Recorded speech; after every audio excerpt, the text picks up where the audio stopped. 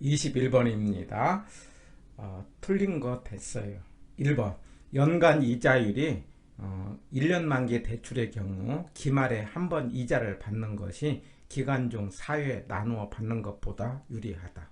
이 문제는 기간이 예를 들면 이제 이자가 12%라고 한다면 연 12%면은 월 1%씩 되겠죠. 그러면 월 1%씩 12번 받는 것하고 아니면은 12%를 한 번 받는 것하고 뭐가 더 이익이냐, 이 문제하고 같은 것인데 나누어 받는 것이 한 번 받는 것보다 이익이죠. 왜 그러냐면은 복리이자이기 때문에 그렇습니다. 그래서 먼저 받으면은 받는 이자가 불어나기 때문에 한 번 받는 것보다는 나누어 받는 것이 유리하다 해야 되기 때문에 21번은 틀린 지문이 되는 겁니다. 2번 대출자의 명목이자율은 실질이자율, 위험의 대가, 인플레이션 등으로 구성된다. 맞습니다. 명목이라는 것은 눈에 보이는 걸 말하고 은행에서 받은 이자는 명목이자율 그럽니다. 실질 그러면은 돈의 가치를 말하고요. 제가 이런 거 하나 기억합니다. 실질금리는 명목금리에서 빼기 인플레이션이다. 하나 기억하시고요. 제가 실, 명, 인 이런 글자 하나 알자고 그랬어요.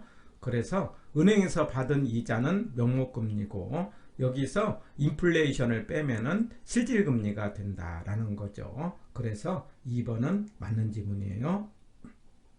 3번 변동금리 담보대출 이자율은 기준금리에 가산금리를 합하여 결정된다. 맞죠? 변동금리는 기준금리 더하기 가산금리. 이건 체크포인트로 확인을 해봅니다.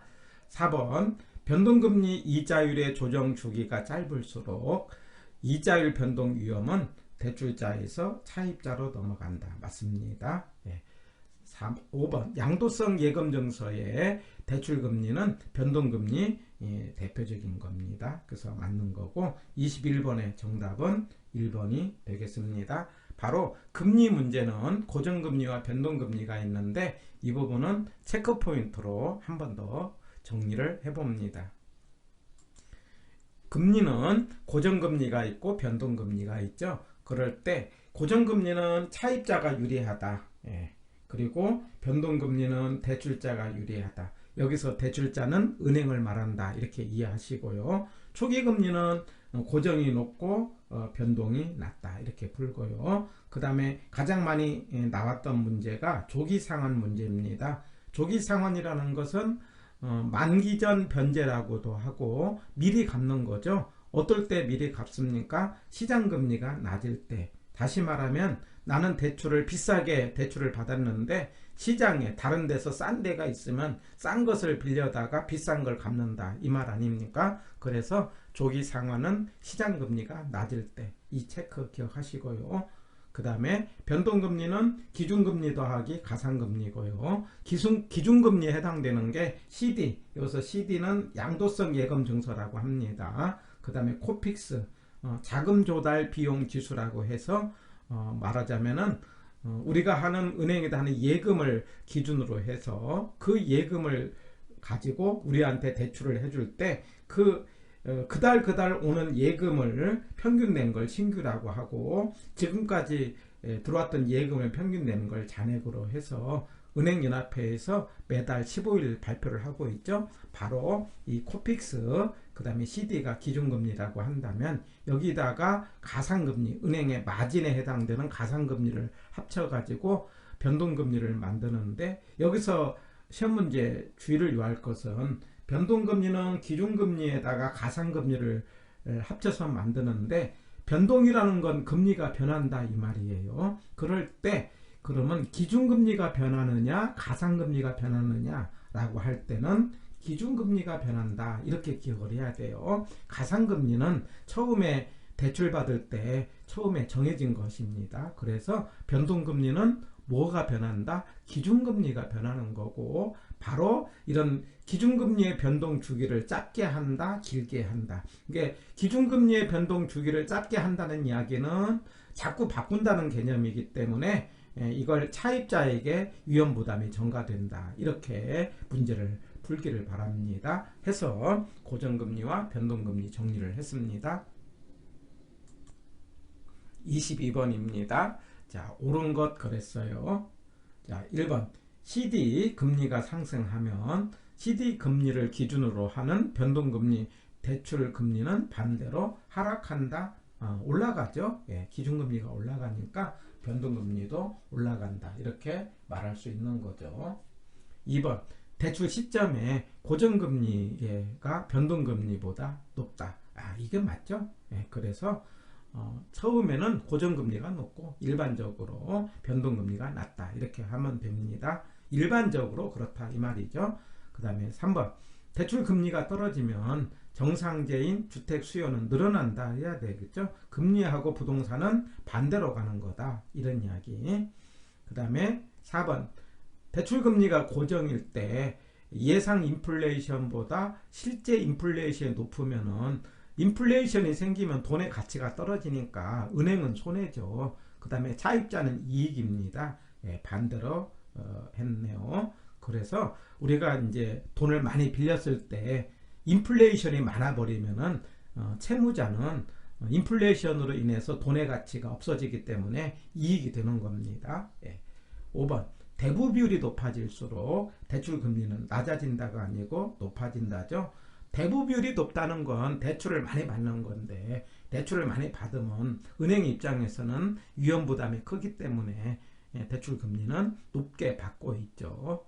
해서 22번의 정답은 2번이 되겠습니다. 23번입니다. 틀린 거 됐네요. 자기관리 부동산 투자회사란 다수의 투자자의 자금을 받아 기업이 구조조정을 위해 매각하는 부동산을 매입하고 그 다음에 수익을 배분하는 서류상의 명목회사다 라고 했는데 우리가 다음에 부동산 투자회사를 가지고 설명을 할 건데 이렇게 구조조정을 위해서 나오는 부동산만 투자하는 것은 구조조정 부동산 투자회사죠. 자기관리회사는 실체회사입니다. 그래서 1번은 틀린 겁니다. 그래서 구조조정을 위해서 투자하는 것은 구조조정 부동산 투자회사다 해갖고 1번은 틀린 것. 2번 주택연금이란 주택을 금융기관에 담보로 맡기고 금융기관으로 연금같이 매월 노후생활자금을 받는 제도. 이게 주택연금이고 맞습니다. 그 다음에 3번 코픽스 자금 조달 비용 지수죠. 그걸 가지고 대출 기준금리로 삼고 있다 이 말이에요. 그래서 CD금리가 이제 그동안에 기준금리로 했는데 제대로 반영하지 못했다는 지적에 따라서 도입이 되었다. 맞습니다. 그 다음에 4번 고정금리 담보대출은 차입자가 확정된 이자율이 만기까지 계속 적용된다. 맞는 지문이죠. 그 다음에 5번 변동금리 담보대출은 이자율 변동으로 인한 위험을 차입자에게 전가하는 방식으로 은행의 금융기관의 이자율 변동 위험을 줄일 수 있다. 맞죠? 그래서 정답은 1번입니다. 24번입니다. 옳은 것 그랬네요. 원금 균등 상환 방식과 원리금 균등 상환 방식의 1회차 월 불이백은 동일하다 그랬는데 원금이 원리금보다 많죠. 그래서 처음에 우리 그 그림에 가서 이 그림 있죠? 이게 옆으로 쭉 가는 게 원리금, 이걸 뭐라고 한다? 원리금 균등. 그 다음에 이렇게 올라가는 걸 점정식, 그 다음에 이렇게 내려가는 걸 원금 이렇게 이야기를 했어요. 그래가지고 처음에는 뭐가 가장 많습니까? 원금이 많고, 그 다음에 원리금, 그 다음 점정식. 뒤에는 잔금이라고 그랬죠? 그래서 잔금이 많은 건 점정식, 그 다음에 원리금, 그 다음에 원금이고, 되게 앞에는 DTI 물을 때, 뒤에는 LTV 물을 때 이렇게 문제를 풀자고 이야기를 했습니다. 그렇기 때문에 틀린 지문.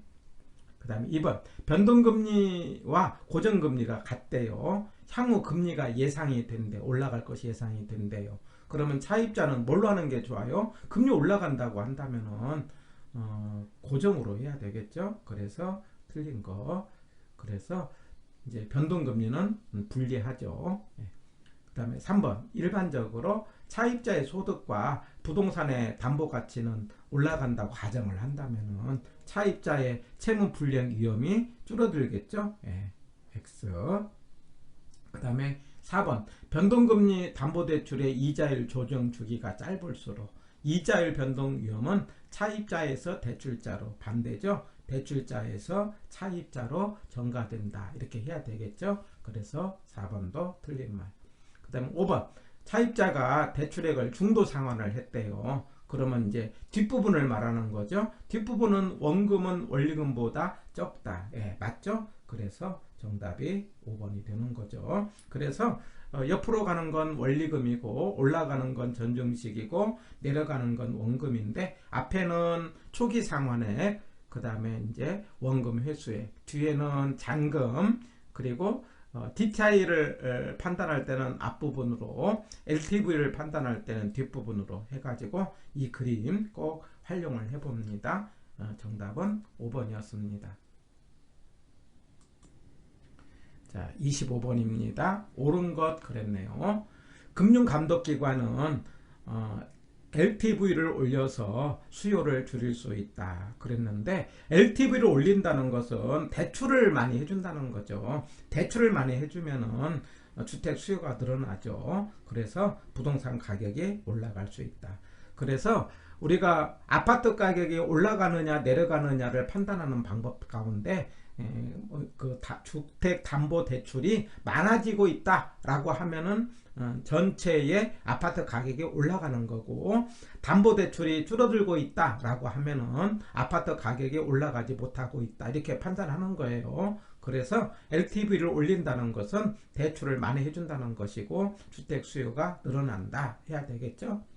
니은 주택 저당 대출 금리와 주택 자금 공급을 조절하면 주택 수요에 영향을 미칠 수 있다. 맞죠? 그 다음에 디귿 주택 저당 증권을 발행을 하여 공급이 늘었다. 이거 이제 다음 이제 주제가 MBS인데, 이걸 발행을 한다는 것은 대출할 수 있는 자금이 많아진다 이 말이에요. 그러면 이제 대출을 많이 해주니까 주택 수요가 증가할 수 있다.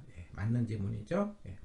그 다음에 니을 금융공사의 저당 대출 조건은 고정금리이고 만기가 변동금리이고 만기가 3년 이내인 경우가 많다. 이게 틀렸죠. 고정금리고 그 다음에 그 대출 기간이 장기죠. 심지어는 30년까지 장기로 하고 있습니다. 그래서 X. 그 다음에 미음 다른 조건이 동일하다면 통상적으로 고정금리 대출금리는 변동금리보다 높다. 맞죠? 고정이 높고 변동이 낮다고 그랬어요. 그러면 맞는 것은 니은, 디귿, 니을이기 때문에 니은, 디귿, 미음이기 때문에 3번이 정답이 되겠습니다.